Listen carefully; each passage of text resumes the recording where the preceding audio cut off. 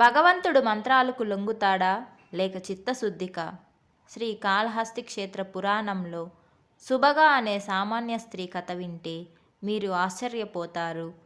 ఒక సామాన్య భక్తురాలు తన నిశ్చలమైన భక్తితో ఆ త్రినేత్రుణ్ణి ఎలా ప్రసన్నం చేసుకుంది? ఆమె పూర్వజన్మ రహస్యం ఏమిటి? ఈ వీడియోలో వివరంగా తెలుసుకుందాం. వీడియోను చివరి వరకు చూడండి. లోగడ అవంతిపురంలో శంభురాతడను ఒకానొక సదాచార సంపన్నుడైన బ్రాహ్మణోత్తమునకు సద్గుణ సంపన్న అయిన ఓ కుమార్తె ఉండేది. వయోగుణశీల సంపన్న అయిన తన కుమార్తె సుభగను ఆ పట్టణంలోనే ఉంటున్న వేదశాస్త్ర సంపన్నుడైన పుష్కరుడను బ్రాహ్మణు కుమారుడైన విజయునికిచ్చి వివాహమునరించాడు శంభురాతుడు.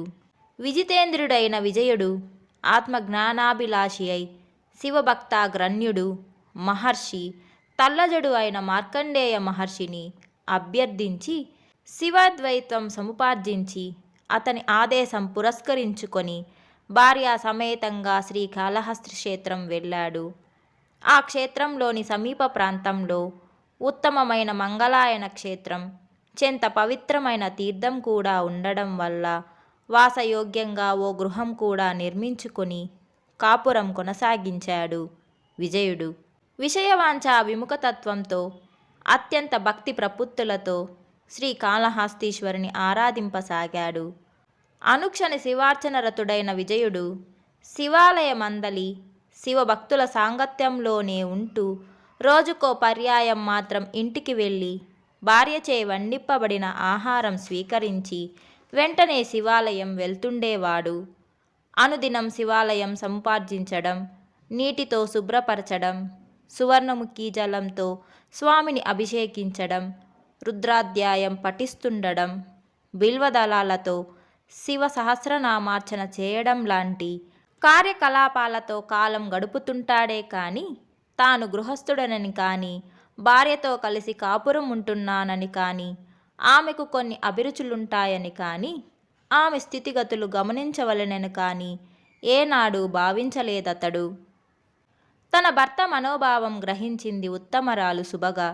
అంచేత భర్త ఇంటికి వచ్చినప్పుడు అతనికి తగిన ఆహారం పెట్టి మౌనంగా నిలబడుతుందే కాని మరేమీ మాట్లాడదా సాధ్వి. భోజనాంతరం ఒక్క క్షణం కూడా ఇంట నిలువక శివాలయం వెళ్ళడం అతనికి పరిపాటి. ఇలా కాలం దాటిపోతూ ఉంది. ఒకరోజు భోజనార్థం ఇంటికి వెళ్ళాడు విజయుడు.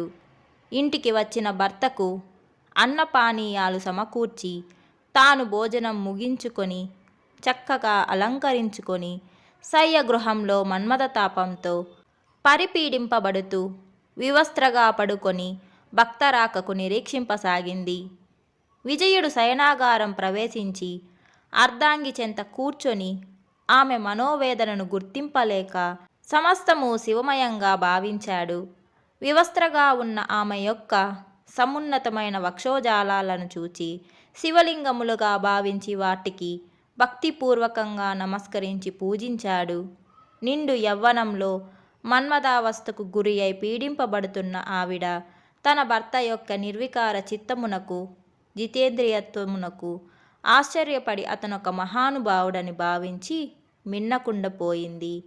తన భార్య యొక్క వక్షోజాలను శివలింగ భ్రాంతితో పూజించి ప్రదక్షిణ నమస్కారాదులు ఆచరించి శయనాగారం నుండి బయటకు వచ్చిన తరువాత తన శయనగృహంలోనికి శివలింగములెలా వచ్చాయని ఆలోచించాడు విజయుడు. తన భార్య యొక్క చేయిదంగా నిశ్చయించుకున్నాడు. స్త్రీ సాంగత్యం మహాత్ములకు సైతం మనోస్థైర్యం హరింపచేస్తుందని భావించాడు. యువతి సంసర్గం యోగ విఘ్నంగా నిర్ణయించుకున్నాడు కూడా. ఆనాటి నుండి గృహమును గృహిణిని పరిత్యజించాడు. మంగళాయన క్షేత్రం విడిచిపెట్టాడు. మూలలింగమునకు ఉత్తరంగా 2 మైళ్ళ దూరంలోని పాశ విచ్ఛేదక క్షేత్రంలో కుటీరం నిర్మించుకున్నాడు. ఒంటరిగా శివపూజ రూపమై తపస్సులో మునిగిపోయాడు. తన భర్త ఇల్లు వీడి వెళ్ళిన తరువాత పతివ్రతామా తల్లి సుభగ పతి ఎడబాటుకు లోలోన పరితపించింది. క్షణకాలం యోచించింది. తన భర్త కామక్రోధాది రహితుడు, శివభావన పరాయణుడు, విషయ పరావృత్తుడు, మహనీయుడు, కారణజన్ముడు, శివానుగ్రహ సంపన్నుడు, నేను అదృష్టవతిని, అంతటి మహనీయుని అర్ధాంగిని, ఆ గౌరవం ఒక్కటి నాకు చాలు అని సంతృప్తి చెందింది. మానసికంగా అతనికి నమస్కరించింది. ఆనాటి నుండి ఆమె స్వయంగా శివారాధనకు ఉపక్రమించింది. తపోవృత్తితో కాలం గడిపి శరీరం శుష్కింప చేసుకొని తన భర్త కంటే తానే ముందుగా ముక్తి పొందాలని నిర్ణయించుకుందామే. అంచేత పార్థివలింగ పూజకు ఉపక్రమించింది. తన ఇంట గల అన్ని పదార్థాలను వస్తు సముదాయంతో సహా శివభక్తులకు సమర్పించింది. భస్మం అలుదుకొని కాషాయాంబరం ధరించింది.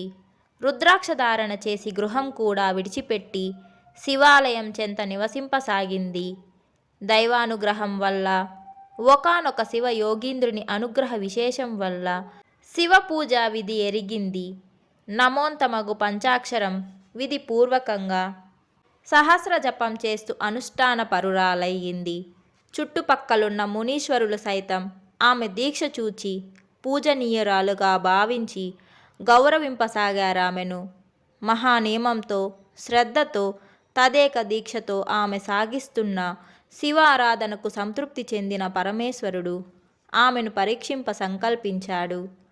ఓనాడు ఆమె సంకల్ప సిద్ధితో చేస్తున్న పార్థివలింగ పూజా సమయంలో నవ యవ్వన రూప సంపన్నుడొకడు ఆమెను సమీపించి పరిపరి విధాలుగా ఆమెను పూజ నుండి తప్పించి మన్మథకేలికి సమయాత్తపరచ చూచాడు.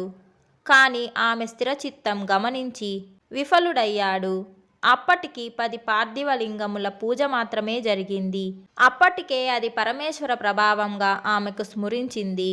నోరు తెరిచి వానితో ఇలా అందామె: నాయనా, మన్మథ పిశాచ దహనమునకు శివుడొక్కడే సమర్థుడు. కనుక శివలింగార్చనము, రుద్రజపము, పంచాక్షర జపము 3 విధిగా ఆచరిస్తూ ఉండు. మన్మథ పిశాచం బారి నుండి బయటపడుతావు. ఇలా హితబోధ చేసిన అతడు వినక బలాత్కరింపబోయాడు. పరమేశ్వరా, పాహిమాం పాహిమాం ఆక్రందించిందామె. వెంటనే పరమేశ్వర సాక్షాత్కార వైభవం లభించిందామెకు. పరమేశ్వరుని పాదపద్మాలకు సాష్టాంగంగా సాగిలబడి నమస్కరించింది సుభగ. అనుగ్రహించాడామెను భక్తవశంకరుడు. పరమేశ్వరునిలో లీనమయ్యిందామె. తన భర్త కంటే తానే ముందుగా శివైకం చెందింది ధన్యురాలు సుభగ.